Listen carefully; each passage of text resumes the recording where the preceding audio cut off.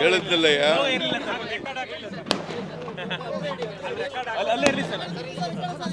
October 2ನೇ ತಾರೀಕು ಮಹಾತ್ಮ ಗಾಂಧೀಜಿಯವರ ಜನ್ಮದಿನೋತ್ಸವ.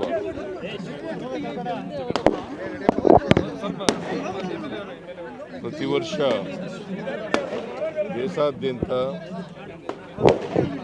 ಮಹಾತ್ಮ ಗಾಂಧೀಜಿಯವರ ಜನ್ಮದಿನೋತ್ಸವವನ್ನು ಆಚರಣೆ ಮಾಡಿ ಅವರನ್ನು ಸ್ಮರಿಸ್ಕೊಳ್ತಕ್ಕಂಥ, ಅವರು ಹೇಳಿದಂಥ ದಾರಿನಲ್ಲಿ ನಡೀತಕ್ಕಂಥ ಪ್ರಯತ್ನವನ್ನು ಮಾಡ್ತಾ ಇದ್ದೀವಿ.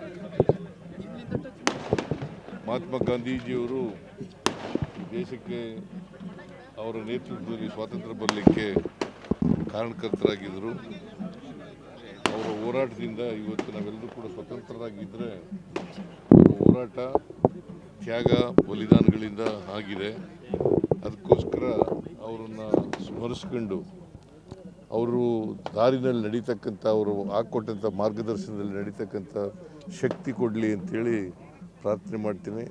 ಮತ್ತು ಇದೇ ಸಂದರ್ಭದಲ್ಲಿ ಲಾಲ್ ಬಹದ್ದೂರ್ ಶಾಸ್ತ್ರಿ ಅವರು ಕೂಡ ಮಾಜಿ ಪ್ರಧಾನಮಂತ್ರಿಗಳು, ಅವರ ಜನ್ಮದಿನೋತ್ಸವವನ್ನು ಕೂಡ ಆಚರಣೆ ಮಾಡ್ತಾ ಇದ್ದೀವಿ. ಅವರ ಆತ್ಮಕ್ಕೂ ಕೂಡ ಶಾಂತಿ ದೊರಕಲಿ.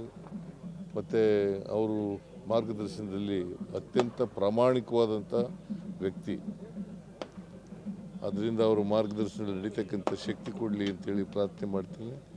ಮತ್ತು ಇವತ್ತು ಕಾಕತಾಳೀಯ ಅಂತ ಅಕ್ಟೋಬರ್ 2ನೇ ತಾರೀಕೆ ದಸರಾ ಮಹೋತ್ಸವ ಬಂದಿದೆ, ವಿಜಯದಶಮಿ ದಿನ. ಅದರಿಂದ